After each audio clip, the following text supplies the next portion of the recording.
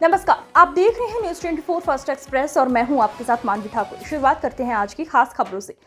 आपको बता दें कि राजा बुंदेला की बुंदेली स्वाभिमान यात्रा पृथक बुंदेलखंड को लेकर दिनांक 23 अगस्त चित्रकूट धाम करवी से प्रारंभ होकर 24 को बांदा, 25 को महोबा व 26 अगस्त को हमीरपुर जिले के मुसकरा पहुंची, जिनके साथ भारी संख्या में लोग शामिल हुए, जिसमें महेश सक्सेना अध्यक्ष अपना बुंदेलखंड ट्रस्ट, लोकेश छतरपुर आश्चर्य, विनय तिवारी नवनिर्माण सेना बुंदेलखंड राष्ट्रीय अध्यक्ष संजय बुंदेला, सुनील अग्रवाल, नसरुद्दीन वकील साहब, मन प्यारे, निषाद राजेश, विश्वकर्मा, राममिलन द्विवेदी, गुड्डू महाराज, प्रमोद अग्रवाल, परवेज निश्चल, दीक्षित आदि लोग मौजूद रहे। ये कार्यक्रम मुस्कुरा कस्बे की सिद्धि विनायक रिजॉर्ट में हुआ, जिसमें राजा बुंदेला ने बताया कि हमारी यात्रा 27 को रही एवं 28 को ललितपुर तथा 30 जनवरी को झांसी में समाप्त होगी। उन्होंने सभी ग्रामीण एवं क्षेत्रीय लोगों में यात्रा में सम्मिलित होने एवं प्रथम बुंदेलखंड की मांग करने के लिए सभी को प्रेरित किया एवं पत्रकारों से बात करते हुए उन्होंने पृथक बुंदेलखंड मांग को लेकर इस यात्रा में सभी से जोड़ने का अनुरोध भी किया।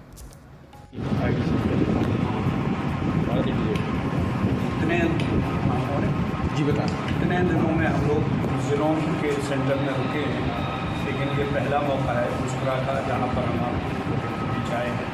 ये छोटा सा कस्बा है, यहाँ भाईचारे की बड़ी मिसालें हैं और मैं यहाँ के स्थानीय लोगों का आभारी हूँ कि हम लोगों को अपना मान सम्मान दिया। तो हमारी जनसंपर्क यात्रा पहली इसी गाँव से शुरू हो गई, तो हम इसको तो अपने आप को बहुत खुशकिस्मत मानेंगे। तो आप सब मीडिया वालों को मैं आभार दूँगा, क्योंकि आपके सहयोग से ही राज बनना है। आप दिखेंगे, आप दिखाएंगे, तभी लोगों को भरोसा होगा।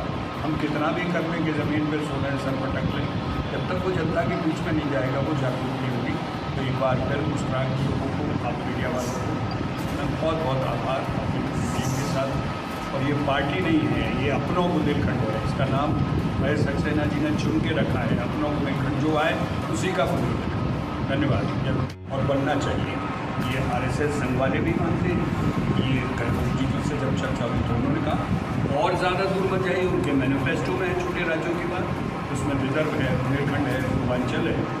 अभी नया जो जुड़ा है वो बंगाल का नॉर्थ बंगाल जो है उसकी बात हो गई है। तो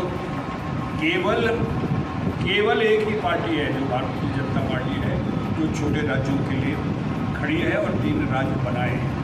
और किसी पार्टी ने, न सपा जी ने, एक समय में मुलायम सिंह ने सहयोग दिया था, मायावती ने अनाउंस किया था, लेकिन वो क्षणिक रूप थे। अगर ये हमारे लीडरान जो यहाँ से चुन के गए थे माननीय मुलायम सिंह जी को प्रेशर करते, माननीय मायावती को प्रेशर करते, तो निश्चित तौर पर हमें बुंदेलखंड 20 साल पहले 30 साल पहले मिल जाता। हमारा ही चुना हुआ प्रतिनिधि वहाँ जाकर फिक्स हो जाता है।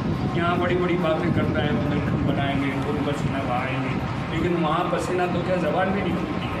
केवल इकलौते पुष्पेंद्र सिंह चंदेल ने 2 बार इस बात को उठाया और अफसोस की बात यह है वो कितना बड़ा खमियाजा बुंदेलखंड वासियों को हुआ है कि उनको हमने हरा दिया।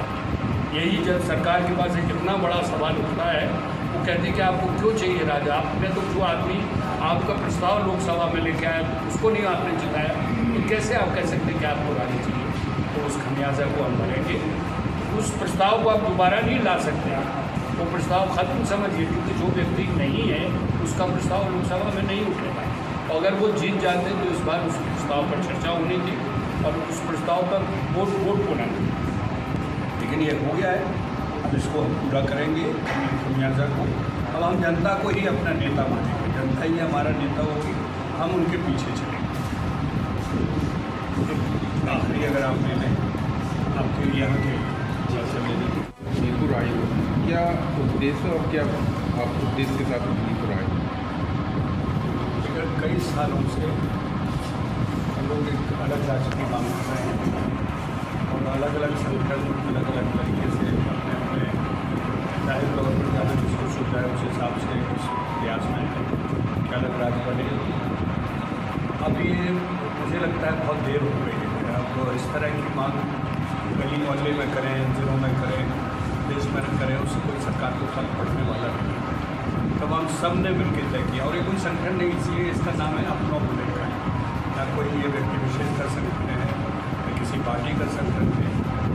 तब हम लोगों ने ये तय किया कि अब हम लोग एक ऐसी यात्रा निकालें जिसमें जनता की भागीदारी सुनिश्चित करें। और इस संभाग को हमने ललितपुर को पहले चुना, उसके बाद संभाग चुना है। उसका प्रारूप पहले जो टीम हमारी बने, तो टीम हमारा रास्ता तय करेगी, कहाँ रुकेंगे, क्या व्यवस्था होगी, उसके लिए हम लोग आए हैं।